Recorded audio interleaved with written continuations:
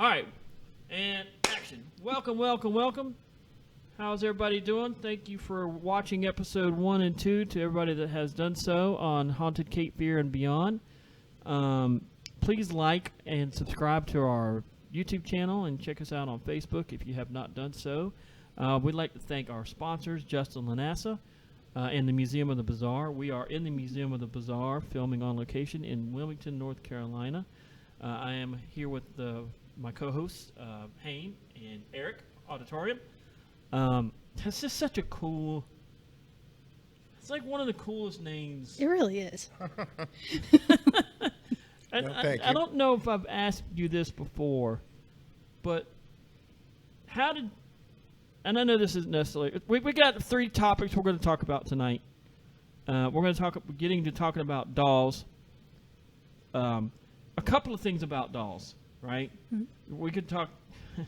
There's a lot we could talk about. Just you could do an entire episode absolutely. on just that. We're going to talk about dolls tonight. We're going to talk about UFOs, local sightings, and local related events, and maybe some national related events on UFOs.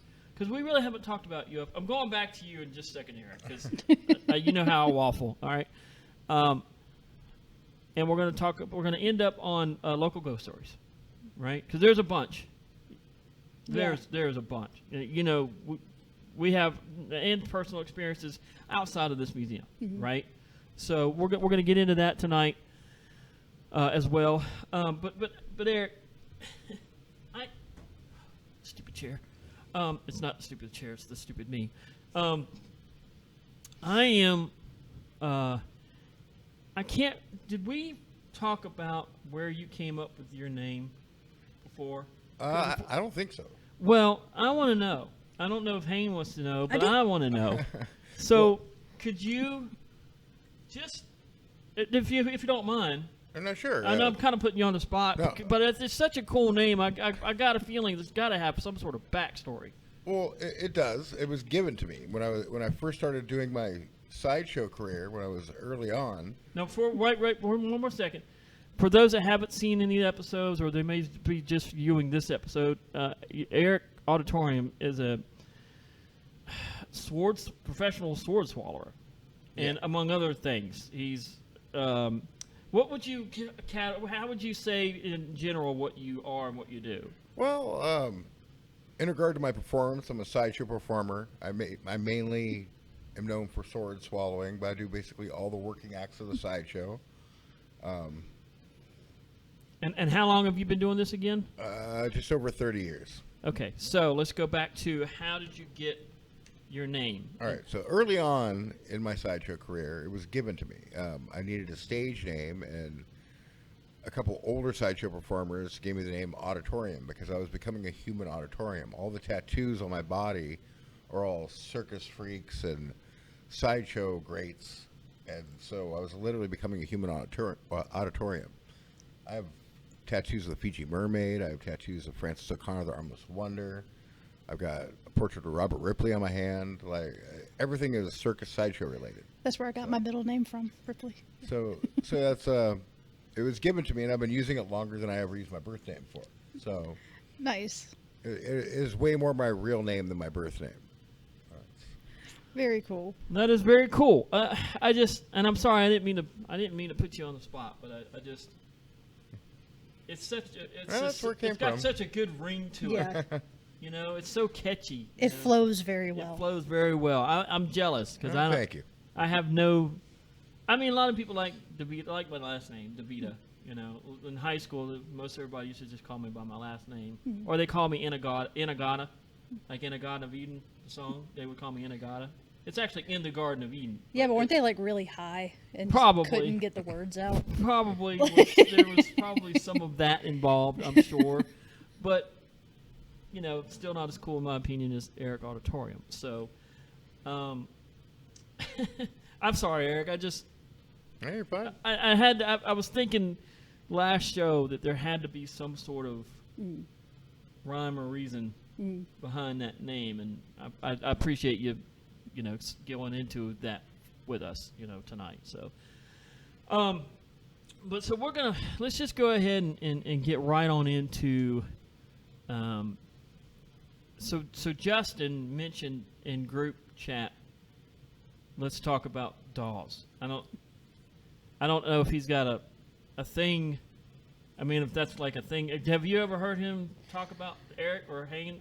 I haven't. I know that he enjoys having potentially possessed dolls here, Right. but I've never seen whether he, anything outside of that. But So Eric.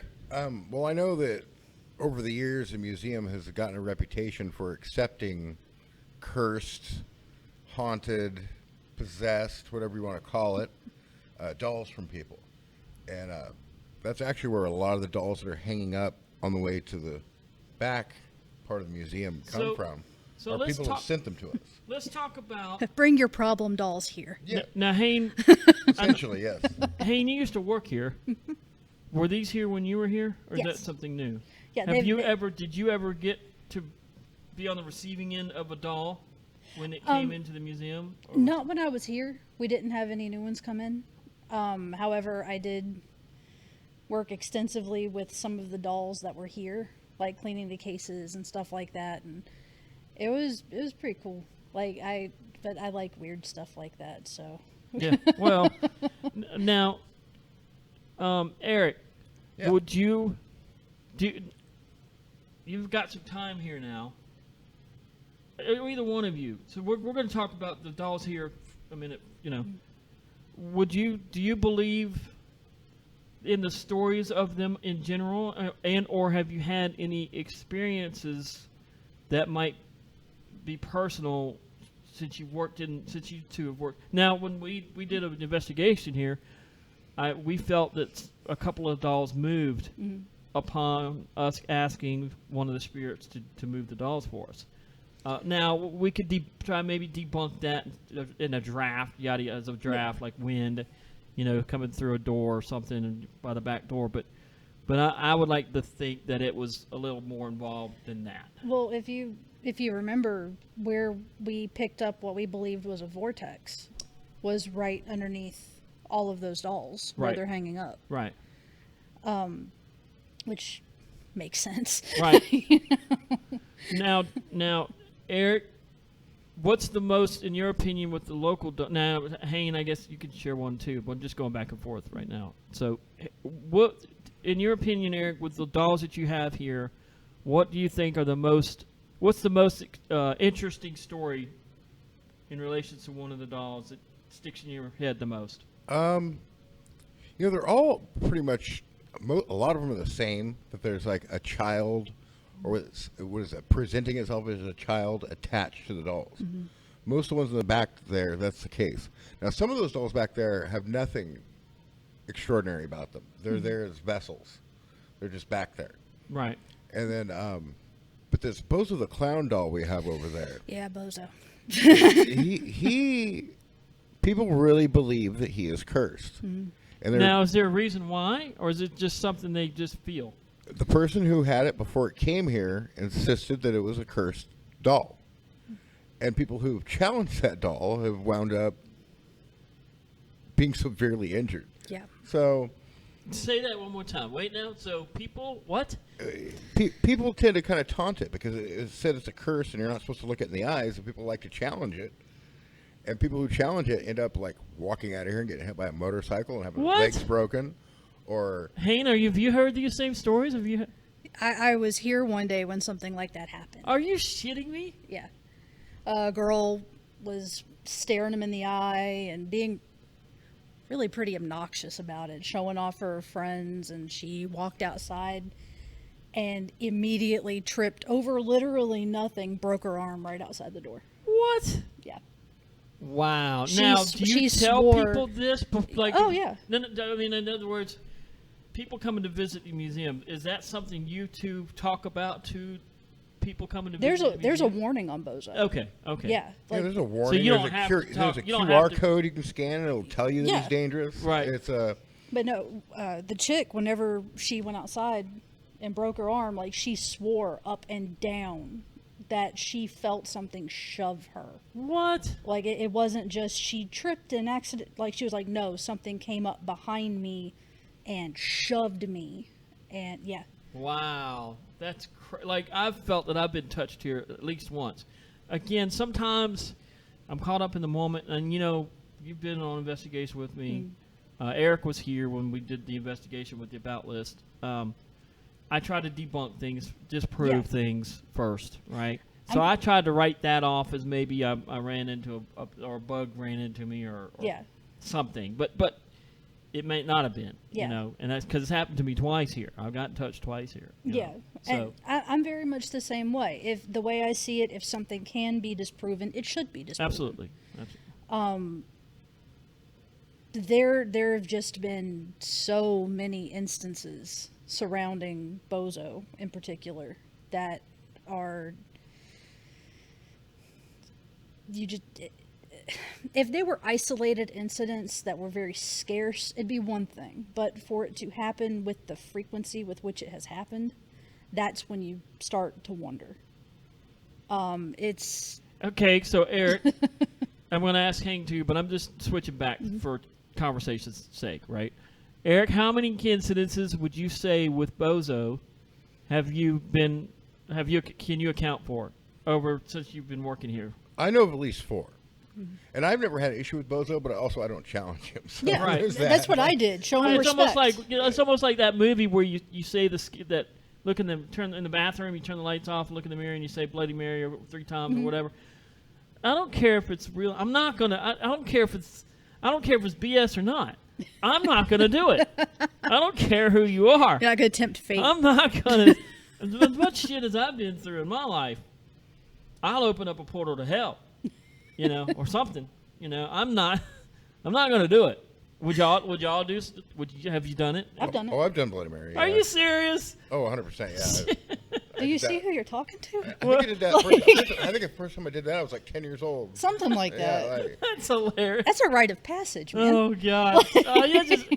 Y'all, I can't. No, I'm not doing it. I'm not doing it. But then the other doll that is remarkable to me is, of course, our star of the show, Annabelle, back then. Yep. She was actually used in the making of The Conjuring. I'm sorry to interrupt, but is there more than one Annabelle? There's got to be. Yeah, there was 2 just for that movie. Right, but there's Annabelles all over the world though, or Annabelle replicas. I'm guessing there's lots of Annabelle replicas. There's probably about, I would guess, 10 or a dozen screen-used Annabelles. Yeah. At this point, I mean, it's called the Conjuring universe. It makes so many freaking movies. Yeah. So let's go into do you know? I knew the backstory of Annabelle, but I can't remember shit these days. So who wants to give a back? Hayne, you want to give a backstory on Annabelle? Well, the way that... Or between the two of you? Well, I'll let you handle this. You are a much better storyteller than I am. Okay, well, Annabelle, the real Annabelle, is a Raggedy Ann doll. And it was gifted, I don't remember by who, to this nurse. I think it was her parent, one of her parents maybe. Gifted it to this nurse, and she had a roommate who was also a nurse. And they started including it in things, like bringing it down to eat meals with them and engaging it. And then they started noticing it was moving around the apartment. And moving on her own. When no one else was there, she would move. And then they started actually physically seeing her move. And other bad things started happening. And I had actually heard the story before that, where the Annabelle had originally come from, like when she was made. I had heard that apparently she had been made by a slave for a plantation owner's daughter, and the little girl was just horrible. And apparently the little girl, her bed got set on fire one night, and everything in the room was messed up except for that doll. I had never heard that one. Yeah. Wow. And apparently it just sort of like moved hands back and forth until it got to the nurse. But apparently, from what I had been told, that was where she had originally been created. And it was kind of that hatefulness from that little girl that sort of spurned it into being a more malicious creation. Let me ask you this. There's so much I could. There's so much. You know, do you think Annabelle is the most? Sorry, the most well-known doll around the world as the most haunted, or cursed, or do you think there's other dolls that have more, that are more known? And if they are, what are they? I think that Robert is pretty good competition. I think Robert used to be more well known Yeah. until I've the never heard of Annabelle Robert. movie, What is- until the Conjuring, Annabelle, and all that whole franchise came out. I Yeah. feel like Robert was more. What is well-known. Robert? Robert was, I believe he was at the Smithsonian now. He's in Keys. He's in Florida. Okay, because I know that they were moving him around for exhibits for a while.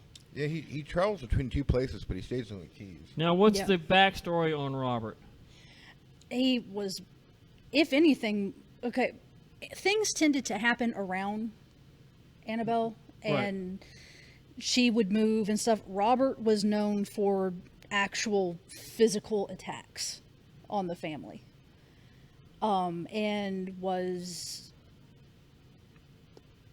largely considered to be just straight up demonic. He and the boy he belonged to were inseparable. Yeah. And they would hear him talking to the doll in the room, and they would hear a distinct, different voice talking back. Whoa. Yeah. So he might have a disembodied type or a spirit attachment. Yeah, like Robert is definitely an interesting rabbit hole to fall down. Are there some, any sites you can go to? Oh, just Google Robert the doll. Okay. And he even looks creepy. Right. Like he has a face, but not really. It's just sort of like face shaped. All right. Like it's. So, I mean, again, we're short on we don't have a lot of time. So, let's say top, outside of the museum, we've talked about Annabelle a little bit and Robert the doll. Let's do a number. What would you say the third between the two of you? A third. We'll talk about top 3 most famous haunted I dolls. don't know. I think top 3 is like a multi-way tie. There's What was the one you were telling me about before? Letta. Yeah. Yeah, Letta, short for Let Me Out. He was found. It sounds like something that I would come up with. Well, Something I would make. That's a name that I would consider. Now, keep in mind he's from from Australia, and they talk like that. No, but it just sounds like something that I would come up with. For y'all that know me, people know me, know as I'm punny as I am. I would. Letta's see myself unusual. doing that. Letta's unusual in the regard that it's a wooden doll. It's carved out of wood, and it has human hair, and it was found under the floorboards of a house. And there's always been, ever since it was discovered, the guy who got it out from underneath the floorboards has had it in his possession this whole time. And it's always moved around. Nothing necessarily evil or malevolent. He just moves, and like quite a bit. Now, where is Letta Just trying currently? to get exercise. In Australia, with the same guy. It's in a museum or in a. Oh no, he travels around with it. Oh. He does like appearances with it. Now look. He has Letta's got his own Instagram, man. That's awesome. So I don't know if you guys have ever heard of there's a wrestler friend of mine, professional wrestler. He goes by Papa Stro. Have you ever heard of Papa Stro? The wrestler. He was huge in the 90s. I know who Sting and The Undertaker are. Well, but he was the same. I think about the same time period. Ooh, and The Rock. I know who Well, The Rock is. Yeah, most people do. But he's a friend of mine, and one of his characters with Papa Stro was he has a doll that he carries with him, and his doll's name's Dorothy. And Sorry, I just thought of another. no, that's cool. wrestler I That's know. cool. Well, I might could eventually get him on our show That'd be cool. in character, and he's a former, I think, WCW heavyweight or champion wrestler. He's got belts and Nice. yeah, he's a super nice guy. I was just thinking about the prop thing, and like it made me think of Mankind with the sock. But Oh, yeah, but is that haunted or is that? no, but he's all. I've met him, and he's Oh. really nice. Oh. He gives really good hugs. Okay. You were talking about props. Oh, God, well, but I wanted to talk to. If I got Papa Straw on here, I'd want to talk about Dorothy and is Dorothy. I'm wondering, has Dorothy got any I would want to know that because that's been. If Dorothy's got some juju. Yes. You know, Yes. that actually kind of. Papa Strong fans can always chime in on our YouTube page Well, too and comment on this because he's got a bunch of fans. I kind of have a theory regarding that, because people whenever I worked here, we'd talk about Bozo a lot, and they would obviously challenge him and end up getting hurt, or something like that, or try to mess with Annabelle, think, oh, she's a movie prop, nothing's going to happen, Right. and something would. Right. And people, that really tended to confuse people, because Bozo used to be a regularly syndicated show. Right. I remember And- Bozo. I used to watch Yeah. him when I was a Actually, he kid. was I used to actually- love that He show. was actually pre-syndication. That's Yeah. a whole weird thing where every town had a local Bozo. Yeah. That stuck to the same script. Exactly. And And those were mass-produced dolls. They sold Bozo lunchboxes and dolls and stuff like that. And I Right. think that people feel that because it was a largely commercialized thing, that there can't be any sort of attachment to it. And I actually think the opposite. I think that whenever you have something that's that recognizable by such a large group of people, it kind of, people tend to focus their energy on it. And I it swear can manifest. to God, I was just thinking, we were on. I was about to say, you think that someone that on that kind of a level, you think people could create their own energy to help manifest? Yeah, well, I mean, that's essentially how poltergeists are born. Right. It's a manifestation of emotions and of unresolved feelings that take on a life of their own. That's essentially the same thing. It's people that we all have. Bozo's a poltergeist on a massive worldwide level. Well, yeah, I mean, those are largely recognizable characters that at some point everybody has had in their psyche that they've thought about in passing or something. Wow. And so I mean, it takes on its own personality. Eric? It can manifest. Add to that. Well, I just find it interesting. Have you ever heard of the uncanny valley? Yes. You know what that is? No. That is the weird space that dolls live in. It's okay. Is it uncanny that I haven't heard of it? Well, the reason it's called that, it's actually a Japanese robotics guy that came up with that term, but it applies to dolls, clowns, clocks, anything that resembles a person or a face. It's this weird area where it looks like a person, but it's not a person. Mm-hmm. And we're hardwired to recognize faces right away. Yeah. And then we go into a very more drawn out process of trying to figure out if there's anything there. Mm-hmm. And that's where people get creeped out. That's where the fear of dolls comes from. Right. Mm-hmm. And fear of dolls wasn't really a thing until the 1900s when they started making better toys. Right. Yeah. Like, as toy making technology improved and eyes started opening and closing and Right. the faces got more realistic, people got more freaked out by dolls because they look like they should be alive and they're not. Well, let me ask you this. We'll end out this topic or this particular topic on a couple of things I just want to add in. We mentioned spirit attachment theory, and we mentioned curse, and we mentioned possession. Mine, when it comes to dolls, are say for Annabelle or Bozo, could all three be a factor? Is it only one or the other?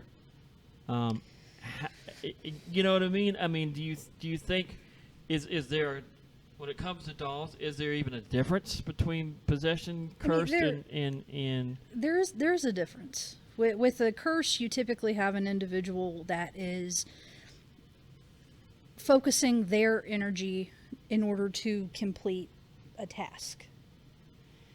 With a manifestation, it's sort of a hodgepodge of a bunch of different energies that are coming together that are sort of similar, right? that kind of band together to create something larger. With a possession, that's something that has decided to house itself within whatever that is and attempt to infiltrate other areas that way. So in the terms of Annabelle, on the terms of the three main dolls we talked about, which ones do you believe would those best describe those dolls out of what I just threw at you all? Possessions, cursed, or what was the other one? I can't even remember. Manifestation. Yeah. Yeah. Or spirit attachment. You know, I wouldn't know. I don't pretend to be an expert. It's like, No, but you know more about dolls than I do. yeah. But I do know a lot about spirit attachment and possessions and. I know, for example, Annabelle that we have here is a movie prop. However, Lorraine Warren, she was a technical advisor on the movie, and she came here to see where her home was going to be, and swore that there was negative energy attached to that doll because of her involvement with the story that was being told. Now, I've never had anything weird occur with this Annabelle ever. Right. So maybe it's how hard you believe it. Like maybe that You can almost psyche yourself. Maybe it's not the doll at all. Right. Maybe it's the people observing or handling or owning the doll And that are using the doing doll it. as Maybe it's just them. Maybe it's like some kind of telekinesis they're blaming it or on whatever. the doll, or yeah, they're just doing it or they themselves. psych themselves up so much they really believe that it's the doll. And Well, that I goes find along it with I the find it very manifestation. interesting that these haunted or whatever dolls were extremely rare until the 1900s when people started becoming afraid of dolls. Fast forward to today, and I go online and find haunted dolls. I could buy 6 of them for $60. So, is it that they're actually haunted, or are people making them haunted? I mean, and that is the debate, right? I mean, or that could be very well be part of the bigger picture, But I also, because I am a paranormal investigator still, part of me still wants to believe in spirit attachment and in Well, it probably possession. happens, but I just don't think it happens with the frequency with which people assume it does today. I'm just saying I like to lean that way, but I also Right. appreciate the approach you just presented to us, and that concept, I just can't. As a paranormal investigator, sometimes we jump the gun and think only one certain way. Oh, and if we're not debunking, we all of a sudden assume, not say we, that's some, automatically assume it's got to be this then, I feel like as a general rule of thumb, your first instinct should always be debunk first. Well, sure, but But some people don't want to go into any other ways than possession, spirit attachment, or everything else we talked about besides what Eric just brought to the table. You know what I'm saying? So I like the way that he brought. Well, I'm not saying they're imagining it either. It could be their energy that's making it happen. And exactly, and it's not necessarily it's an energy thing. Yeah. It's not necessarily imagination. Yeah. It could be really happening, but like Eric said, it could be happening because of something that they willed it to happen. Yeah. I believe the power of willpower is extremely powerful. It's like the idea of a self-fulfilling prophecy. Yeah. You put enough energy into something and it's going to happen eventually. I mean, people live their life by that, saying mantras and all that. So why couldn't people be turning dolls? And that was very well said. Yeah, I totally agree. But I find it all interesting, in some way, shape, or form. Whether it is a possession, I'm a big believer in spirit attachment. And I like to be able to have people be able to explain the differences between spirit attachment, being cursed, or did you use your own energy to create it to happen?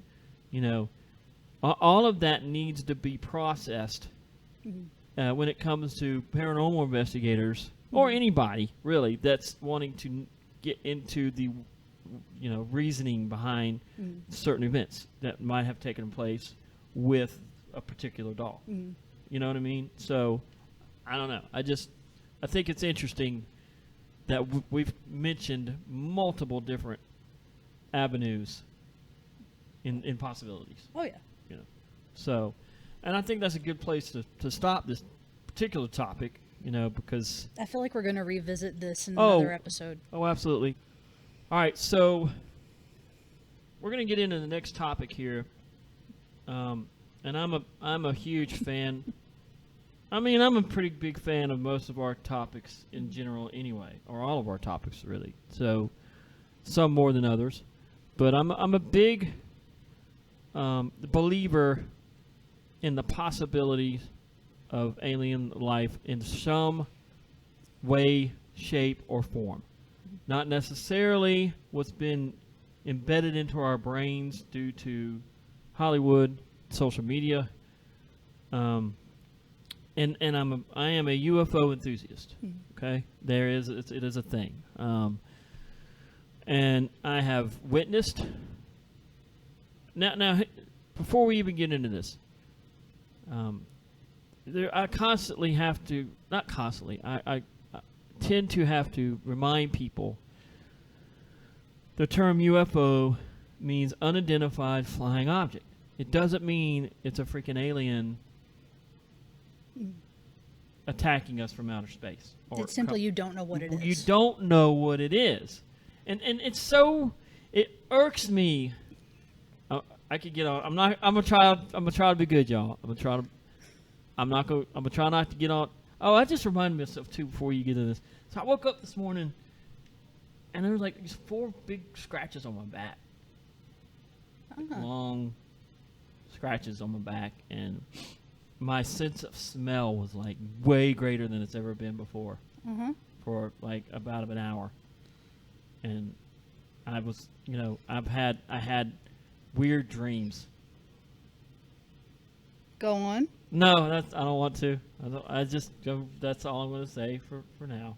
It's just that I had some weird dreams but in the dreams I heard what might have been howling. That's all I'm going to say. And then I woke up. Did you understand what they were saying? No. No? Just off in the distance howling. But I'm still standing by that I'm not a werewolf. What's the date today? The 3rd? The next full moon is like the 9th, I think. It is the 7th. Is it the 7th? So maybe I should put some cameras up in my room or something at home. Chains on your bed. Yeah, we're not filming, right? On the 7th. I'm just saying, y'all. I'm just the scratches could be paranormal related, from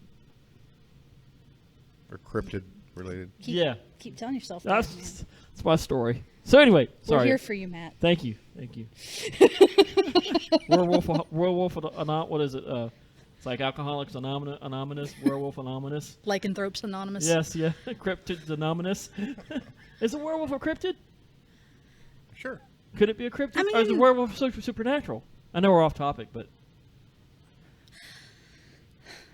if you believe they even exist, I don't know. Could they fall in both categories or either category, or would they kind of be related possibly to Bigfoot in that realm? Well, the Dogman's definitely a cryptid, and that's practically a werewolf. And that's true. Then you got the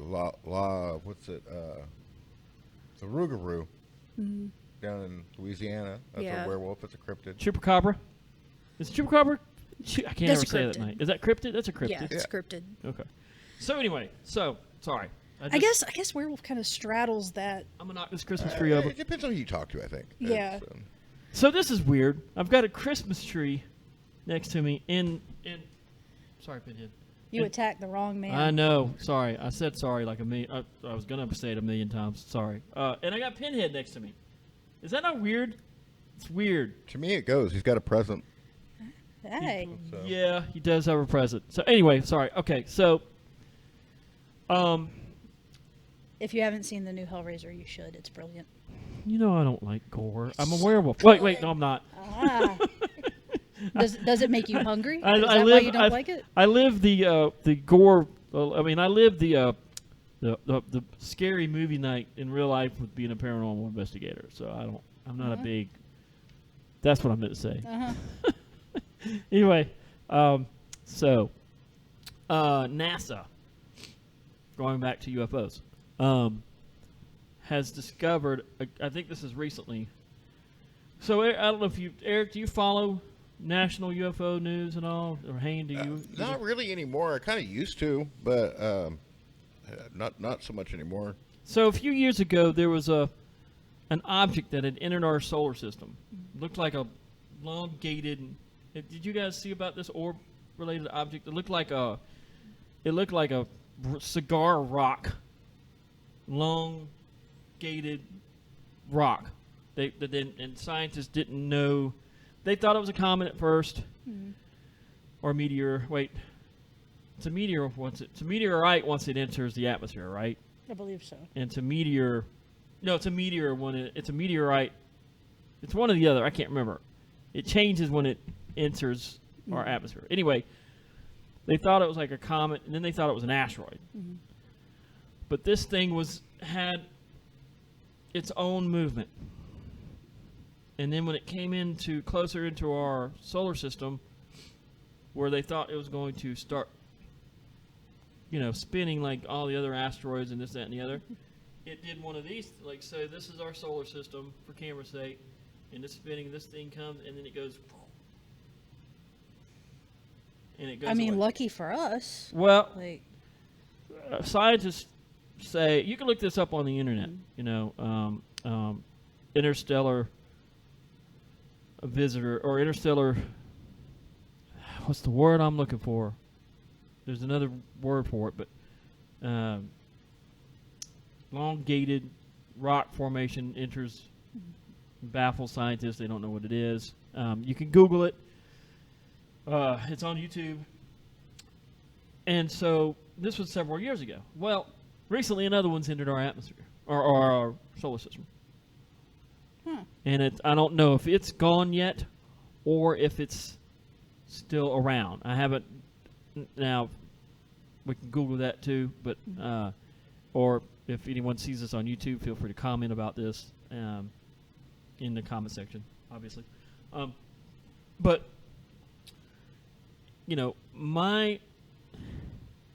I am a believer again. And I'm curious in the possibilities of. What about you two? Tank? yeah, I think I touched on this on another episode briefly, but I'll say it again.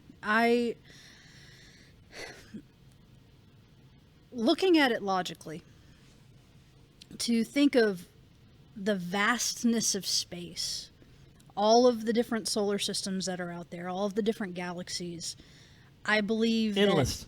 Endless. I believe that it is arrogant for humans to assume that we're it. But they actually have found bacteria on Mars that was a silicone-based life form. Sure, that, and possibly underwater rivers and all kinds of stuff. But just finding that bacteria, that's alive. Absolutely. That in itself is proof of extraterrestrial existence. People just kind of write it off because it's just bacteria. Right, and it's not the aliens we want to see like they are on TV. So. Now, whether or not these other beings are advanced enough with their technology to come visit us, or maybe they're stuck in their equivalent of a caveman era, we have no idea of knowing. And right. I have no doubt that we probably at some point have had visitors. Eric? I believe it's a possibility. I mean, I've seen things in the sky from the time I was a kid. So sure, I believe it. So what have you seen? I mean, if you want to share. If you don't understand, it's personal. No. One of the things that really sticks out in my mind is I was camping near Yosemite. I was on the South Fork of the Tuolumne River. Not into Tuolumne Meadows, but just south of there. That's in California? Yeah. Outside of Yosemite National Park. And we were camping, and we could very clearly make out a line of lights, like 4, maybe 5 lights flying in formation. Were they spherical?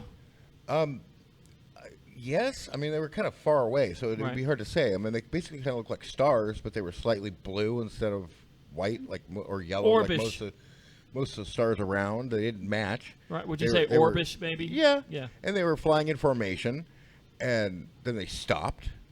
I mean, stopped, and I kind of almost lost track of them in the sky because they kind of blended with the stars, and then they started moving again, but they changed formation. Instead of being in a straight line, they spread out further and staggered, and it really freaked me and my younger brother out.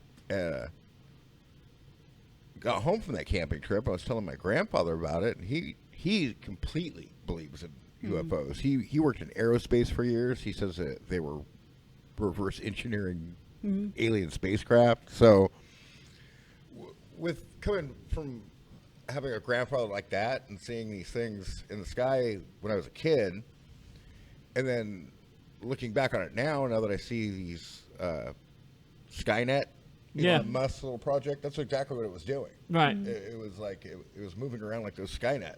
Look, and I don't want to get political, but even Trump said when he was president, quote, or not exact. I'm trying to get it exact to as close to his quote as possible. But I believe he said something on the lines of, "We have in our possession vehicles that are from off-world."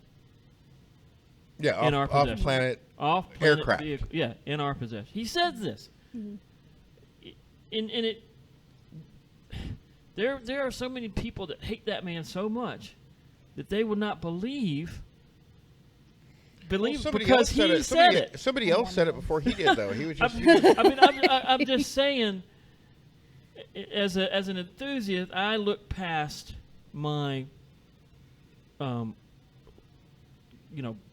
political dislike for somebody when it comes to that realm.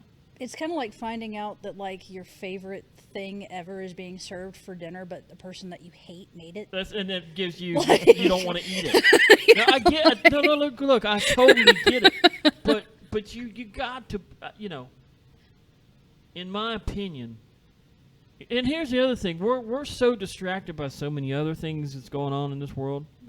A lot of people just don't care anymore. And I get that too. But it's like when he said that, I was like, "Holy shit!" Well, people from NASA said the same thing. People Yeah. from Yeah. the Air Force have said the same thing, and people like literally just brushed it off. They're like, "Okay, Yeah. cool."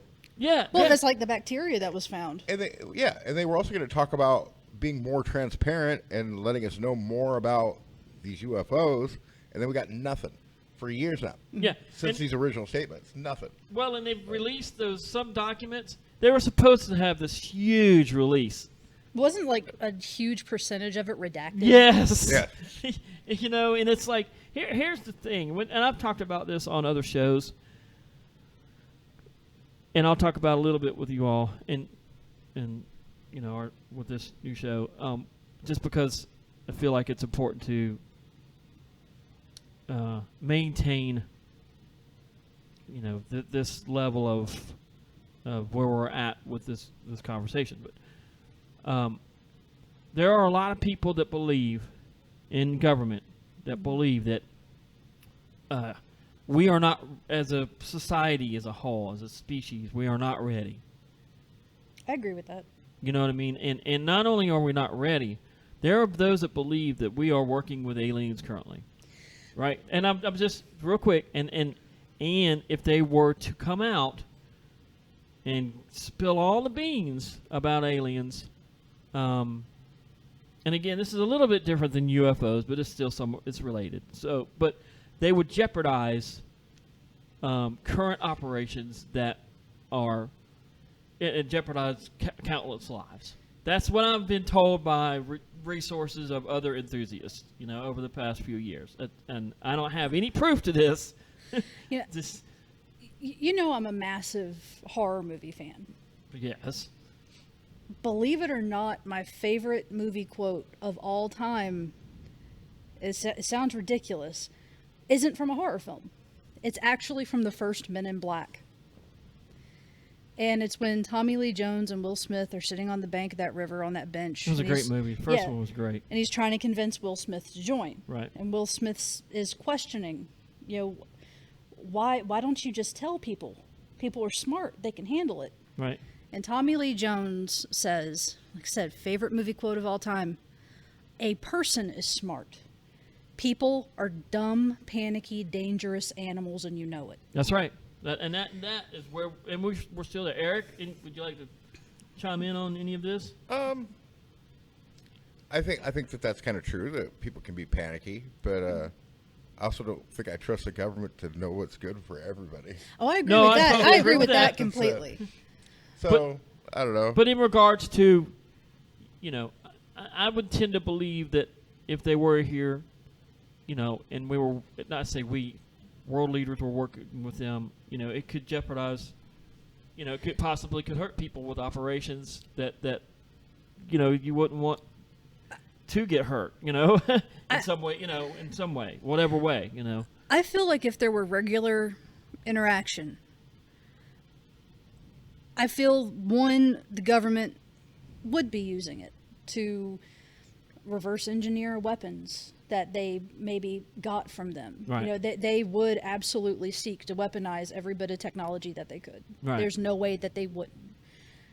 However, on that same note, I do believe that should the public find out, they would lose their damn minds.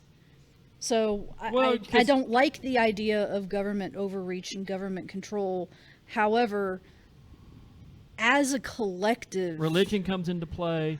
All kinds of fanatical aspects of it come into play. Yeah, and while I don't like, I'm very much with you that I don't like the idea of the government being the one handling that whole situation, but at the same time, people do panic. People are prone to fits of mass hysteria. Right.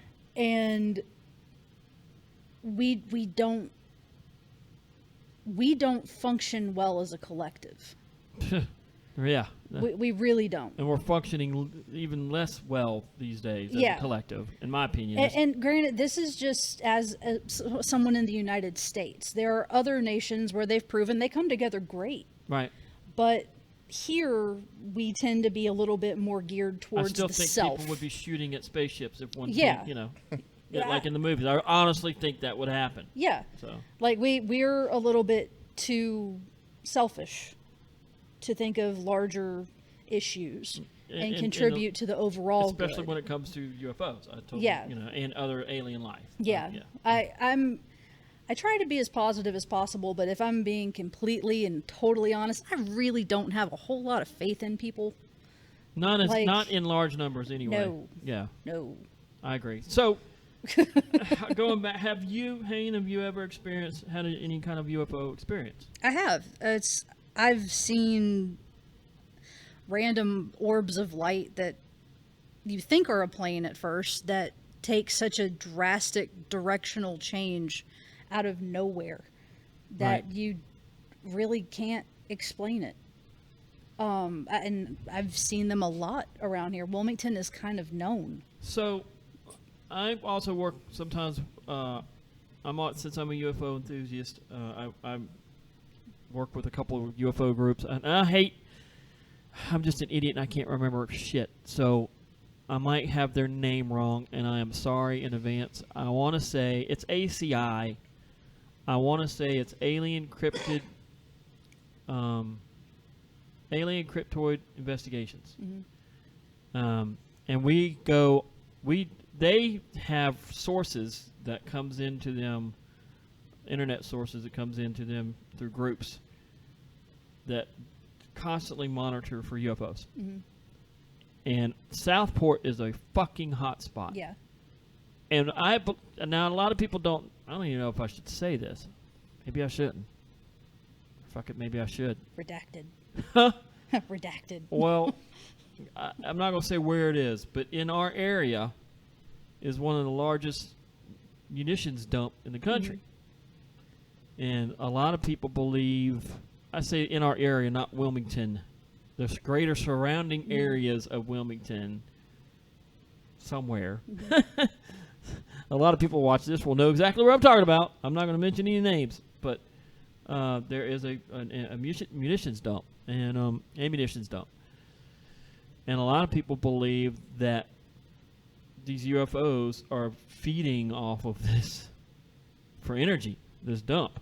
I mean, you know, and or monitoring it or helping with securing of it.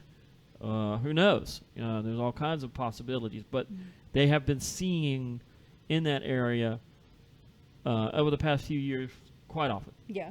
And they're all usually the same type. Now, I have witnessed, so we do this thing called a sky watch. For those that don't know, a sky watch is basically you go to where there have been multiple sightings. We go down to the north end or south end, one of the ends of Oak Island. And we set up cameras and binoculars and night vision goggles and whatever, and we point them straight up. And it's an all-night thing. We just camp out, and it's actually usually really peaceful, when we're there because it's late night and usually nobody there on the beach. Except for your wanderer, hey, what are y'all doing? People, every now and again. So, and you might, it's like being a paranormal investigator. You never know. You'd be surprised at what you might find if you just look the fuck up. Yeah. Not while you're driving. No, don't do that. Don't do that.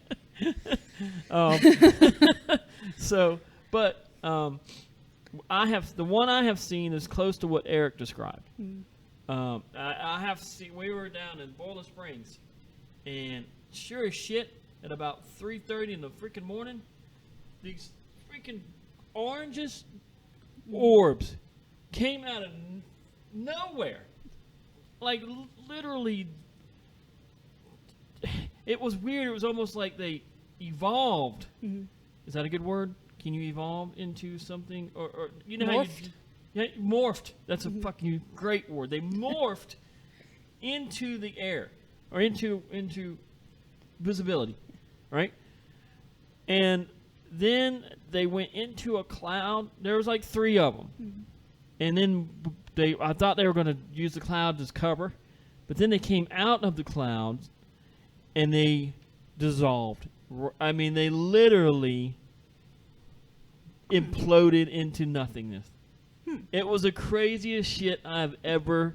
I mean, as far as I've seen some weird shit as a paranormal investigator, but in that type of situation, it was some of the craziest shit I'd ever seen. You hear about stuff like that around here a lot. Now, and here's something else, Eric. We talked about this on the last show about filming something and not being able to get good footage of it. When I'm telling you, Eric, when I was filming this shit, my hands were just like this. And when I went back to review, it was as if I was a shaky, nervous wreck on the video. And I swear to God, I was steady as a rock when I was filming it. Now I'm wondering if they had technology. It could be cloaking technology, or it could just be whatever energy they're using. That Just offset just the does video. that. Yeah. It might not be That might intentional not at have been all, something they push. It might have been something just does it. just designed into that chip in general.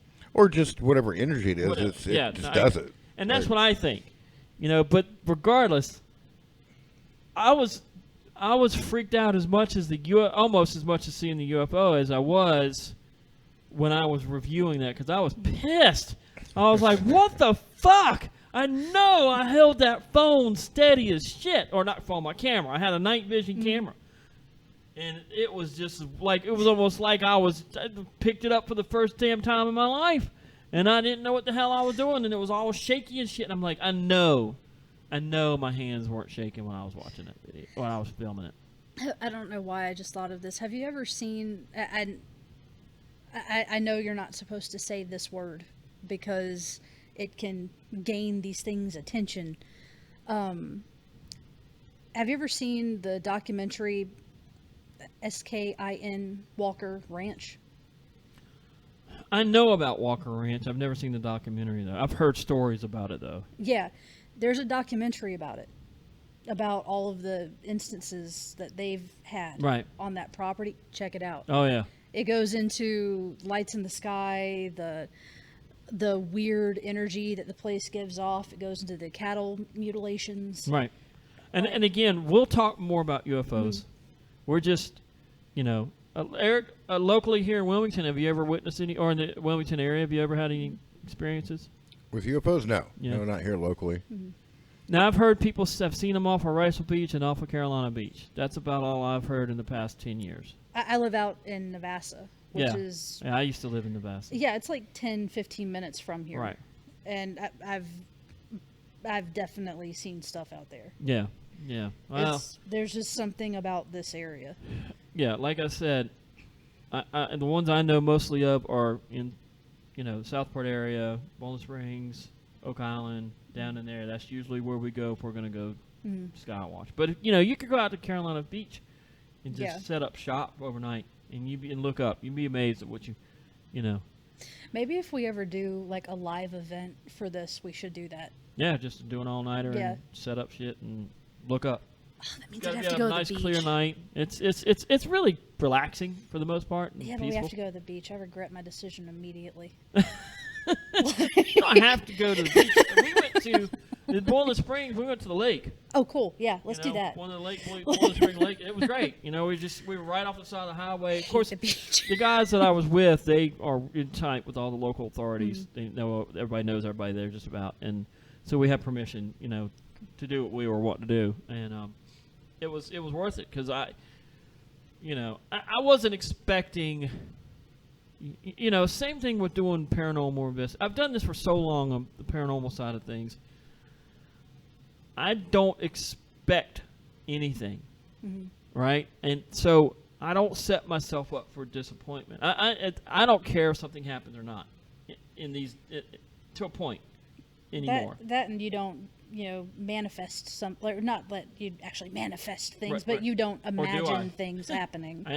Supposedly I'm a werewolf, so I can possibly manifest into something.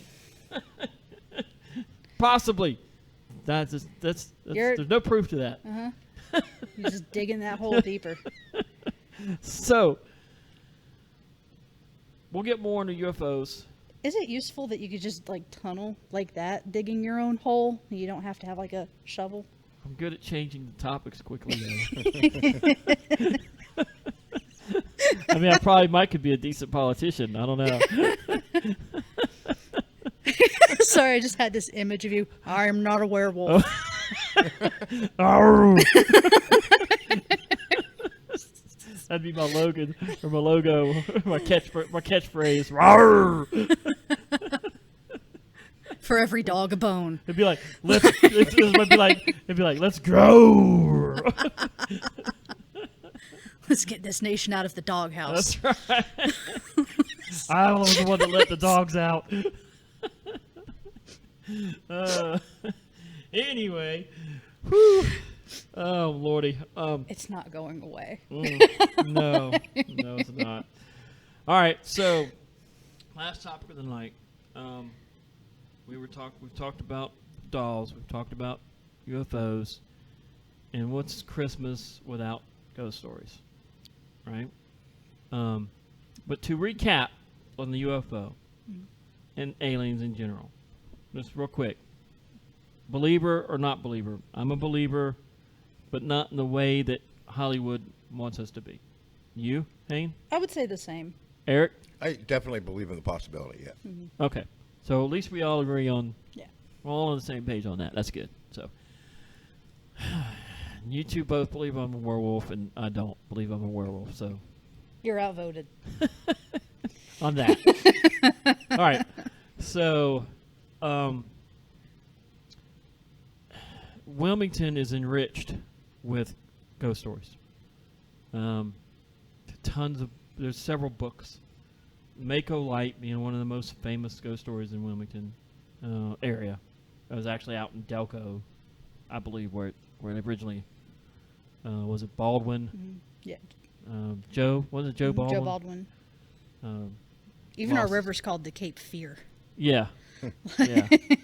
And then there's numerous. I used to own I'll tell mine real quick. I outside of. Now this is outside of me being a paranormal investigator because I don't know. That's a whole nother those are episodes with them themselves, but, you know, and a lot of those I can't discuss because of confidentiality agreements with clients. But I used to own a bar here in Wilmington, North Carolina, downtown, called Bessie's. It's underneath. It used to be under. Excuse me. It used to be underneath Fat Tony's restaurant in downtown Wilmington. It used to be the basement. Bessie's and Longstreet's. Now, when I owned it, Longstreet's originally belonged to the actor Tom Berenger. I don't know if you all knew that or not, but I did not. yeah. And it was past a couple owners since him, and then I bought it from John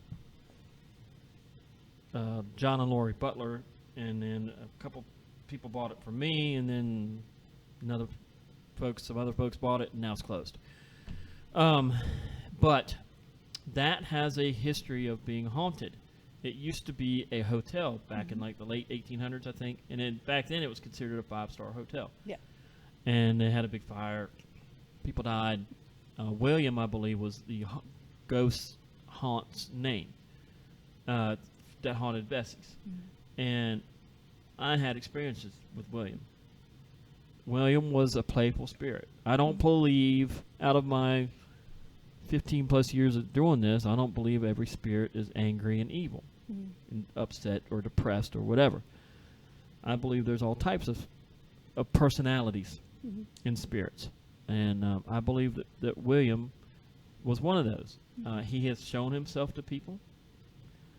There have been accounts where a girl was talking to William in the back part of Bessie's or Orton's. It was also known as Orton's Pool Hall.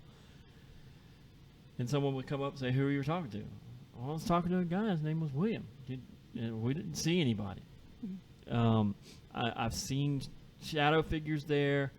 There was a tradition as you're closing up for the evening, or whenever you would leave, your last person to leave, they had a bell right by the door. You always had to say "Good night, William," and ring the bell. If you didn't, he would let you know somehow that, hey, you forgot to ring the bell. I'm not gonna lie, I would be that asshole that would just stand by the bell and wait. I'm sure you're not the only one that has either thought that and or done that. I would always ring the bell just because I was there a lot by myself and I didn't want to be fucked with, right? So I was just always ringing the bell. One time I forgot to ring the bell, right? And as I was, I shit you not, as I'm leaving. The audacity. No shit. So Bessie's or Orton's was a downstairs bar, right? It had you go down these stairs, and Longstreet was to the right. It was a smaller bar, and Bessie's was to the back or to the left. And we used to have a bunch of bands, a big band venue. Bands came over all over the East Coast to play there. Dick Dale played there. I got to meet Dick Dale. It was cool. So,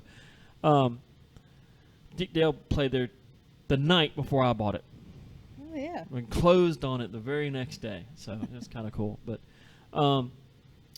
so as I'm leaving, after I lock the door, I hear something fucking jiggled the door. I swear, I'm talking jiggled the door. It wasn't the wind. It was something, an energy of some sort had jiggled that door. It was someone going, "Excuse me, sir." Yeah. Yeah, it was just like that. It wasn't an angry, shaking of the door. Yeah, it was just yeah, that's what it was. Now, You forget something. Look, we could talk about several experiences I had at Bessie's. Crazy experiences. That was just one of the, quick little. Let's throw out. What you got? Nothing. We're in a haunted museum, by the way, folks. Yeah, I think it was just a trick of the light that I saw. got you.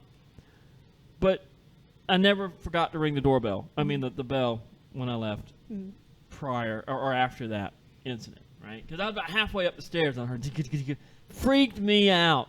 Like, it freaked me out, right? That was one of the first experiences, right? And this was before I was a paranormal investigator, too. So, okay? So, anyway. So that's my. We'll be throwing ghost stories around all the time, I'm sure, on these on future episodes, just randomly. But that's there's more. I don't want to spill the beans all on this one, So that's so Hayne, it's your turn. Oh my God. Okay. Let's start small and we'll build up on others. So don't. Here's the problem. Growing up, my family was not financially well off. And one of the cool things is you can rent haunted houses really cheap because nobody else wants to live in them. There you go. And so I would love to do that these days. And so growing up, I had a lot of experiences very, very early on that no matter how I tried to rationalize them, it just wasn't going to happen. Okay, name the one talk about the one that sticks in your head the most. Your first one. What really was your eye opener to a different realm?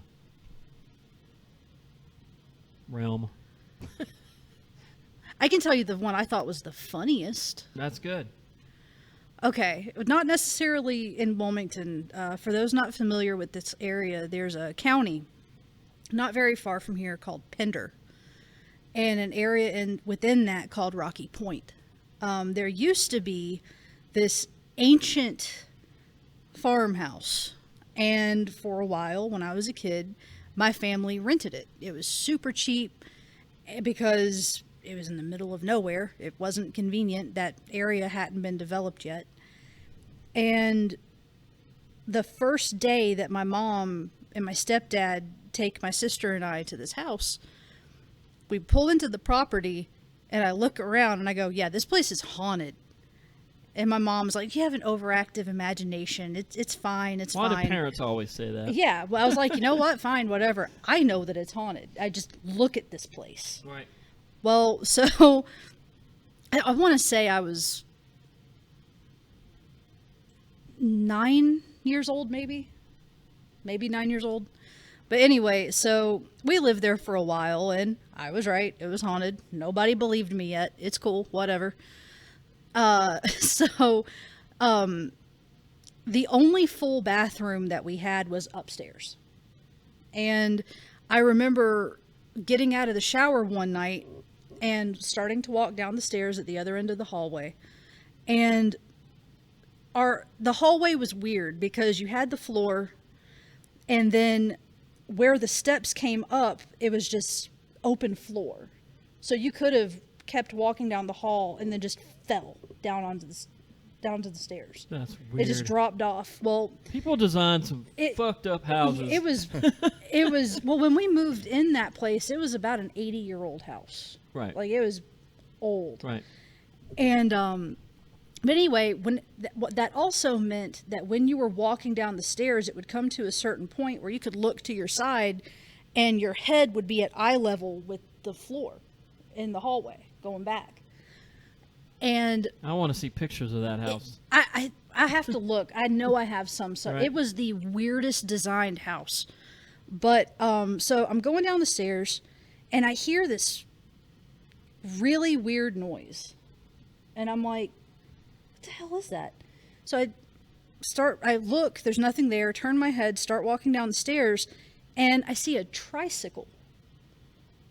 And from the waist down of a child pedaling this thing down the hallway.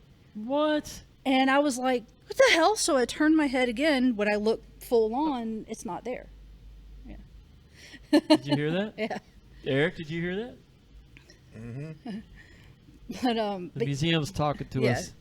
But whenever I look full on, it's not there. And I'm like, maybe I'm just seeing stuff. So I start back down the stairs again, hear what I then realized was a squeaky wheel, and see it out of the corner of my eye again. And I was like, I told her. She didn't want to listen to me, but I told her. Go down and tell my mom about it. She's like, your imagination's going wild. It's fine. Not long after that, fast forward to my little sister's birthday party. We are in the middle of nowhere. You cannot accidentally find this place.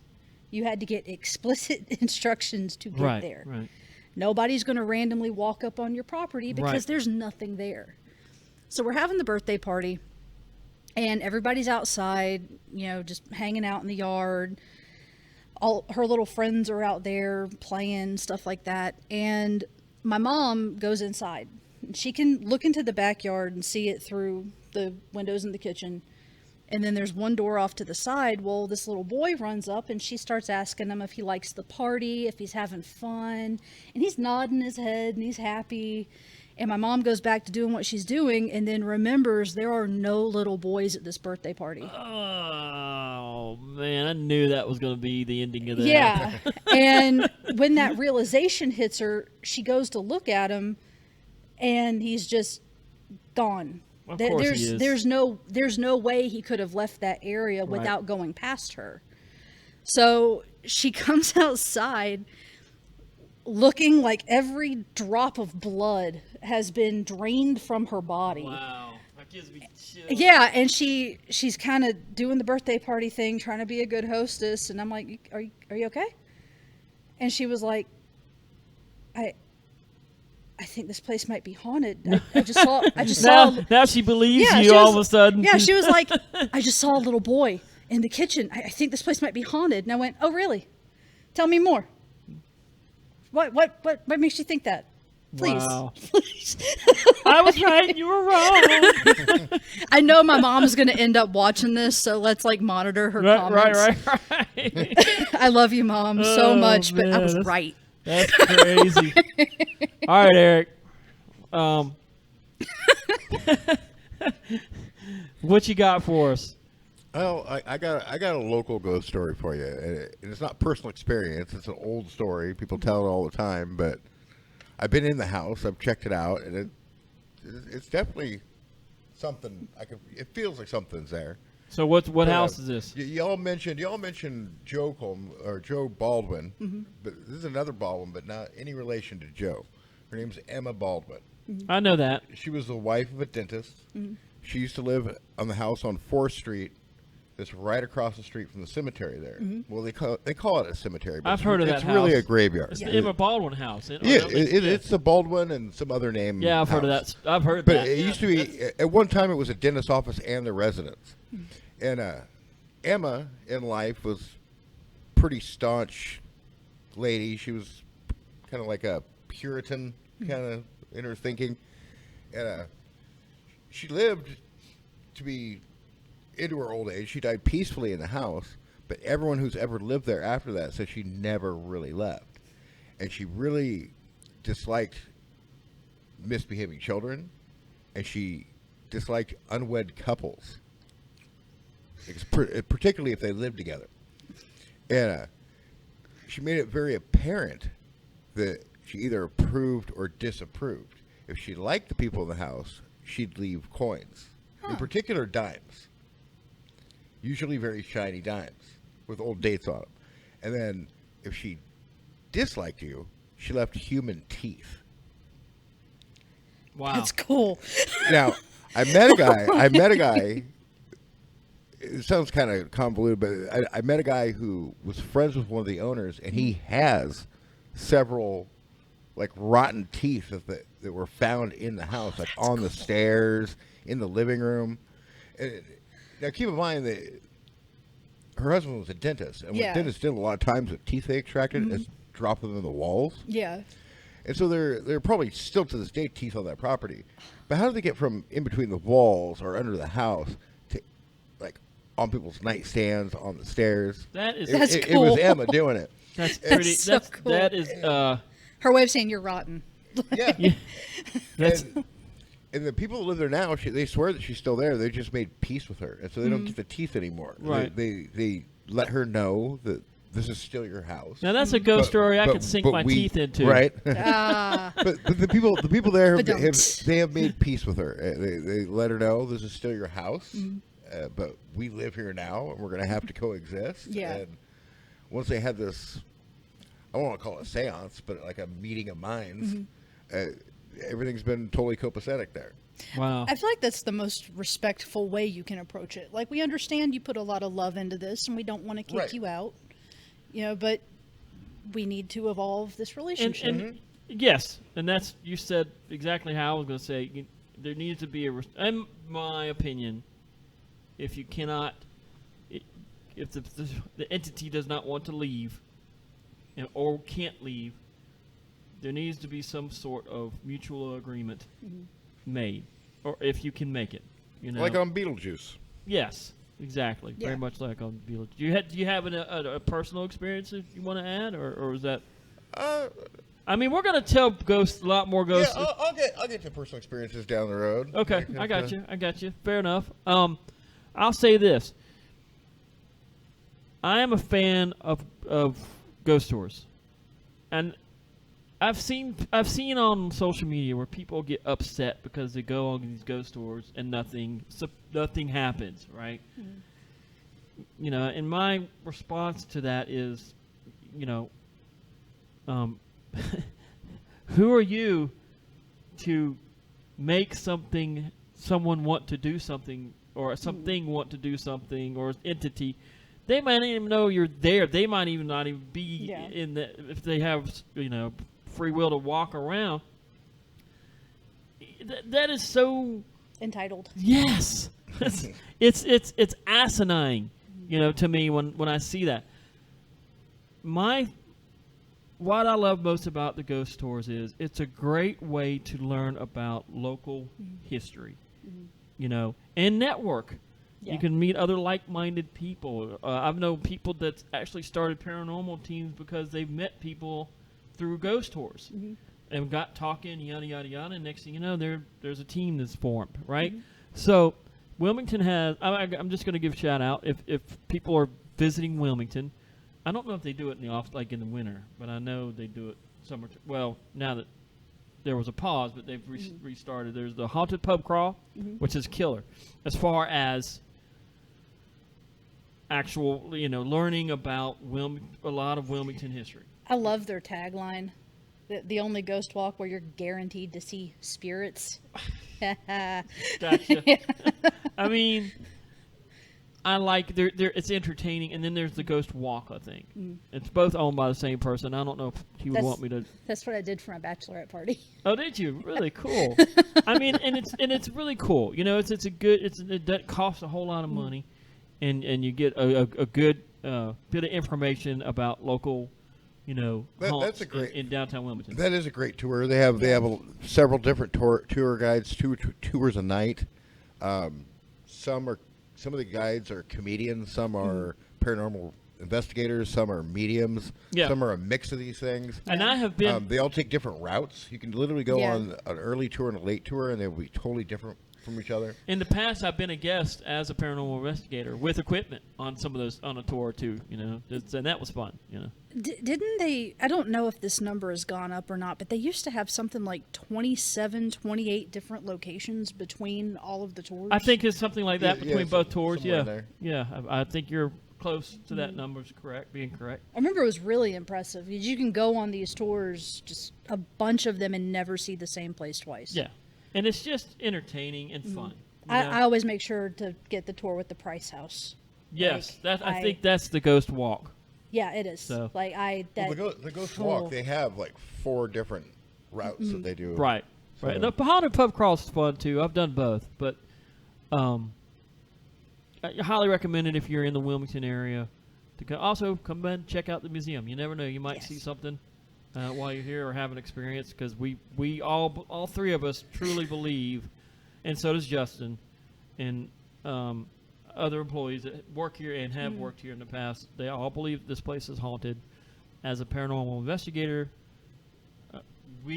as paranormal investigators, the two of us, we believe that it is haunted, legit haunted. So, that's how we became friends. That's right. You never know. You might experience something when you're here, and if nothing else, it's just got some really cool stuff in it, and it's worth. It's not a whole lot of money to come in and take the tour. And there's a lot of dolls to come check out. Yeah, absolutely. There's always something new here to check out. It's just a real, and I'm not just plugging this because they're our sponsors. I'm a fan. I was a fan of this museum before this show, and I still am, and so I'm just gonna give a shout out when And it won't be the last time we shout out the museum. We also have some UFO related objects Yeah. in the museum. Artifacts. We Yeah. have like some alien implants and the like.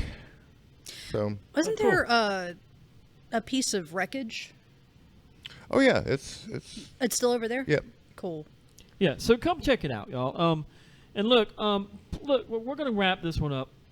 I think we've had a good night, minus the technical difficulties we've had just trying to get started. If y'all only knew what it took to get this episode going, I was just, I might take a few shots afterwards somewhere. Who knows? But look, I want to thank Justin again, Lanassa, one of our co-hosts and our sponsor. To thank the Museum of the Bazaar as a sponsor as well, and thank you all, listeners, for continuing to support us. And be sure to like us on Facebook, follow us on YouTube, subscribe to our channel, please, and leave comments. We'd love feedback, or if you want to add to any of these stories we've told on any of the episodes, and or if you've experienced anything, feel free to leave your experiences in the comment. Maybe we'll talk about them on future And episodes. also suggestions for future shows. Yeah, absolutely. That's, Anything you want, especially if it's Wilmington related or in the area that you thought where you think might be a good topic. Feel free to chime in on the comment sections and let us know. We'd be happy to look into that and add it on a future episode. Eric, is there anything else you want to add? Anything new going on with the museum? Well, we always have new stuff here. We get about an exhibit a week, so. The latest one's the serial killers, right? Yeah, we got a bunch of new serial killer stuff back there, and more on the way. And I don't know. We're always picking up odds and ends. Hayne, That's, anything you want to throw in there on the last comment for the night? Besides, I'm a werewolf. Actually, yeah. I'm just realizing that I've mentioned like stories or like quips involving my mom on here like 3 times, and I want it to be known, Mom, I love you. I'm She not knows. picking on you. No, I don't think she does. So Oh, I just come want to on. reiterate because I meant what I said about being scared into being good. Right, In right. the last episode, Right. Mom, I love you, Right? and don't kill me. There you go. Well, we're going to go ahead and call this one a night. And thanks again for watching. And hit the like button on Facebook. Follow us on Facebook. And follow us on YouTube. Haunted Cape Fear and Beyond on YouTube. And same Haunted Cape Fear and Beyond on Facebook. We're going to be on other social media outlets soon. TikTok and Instagram, I think, with some short clips from shows and whatnot. So thank you all. And happy holidays. happy holidays. This has been our Christmas episode. Bah humbug. And we'll see y'all. See you next year, right? See you next year. We'll see y'all next year. Love, peace, and good night.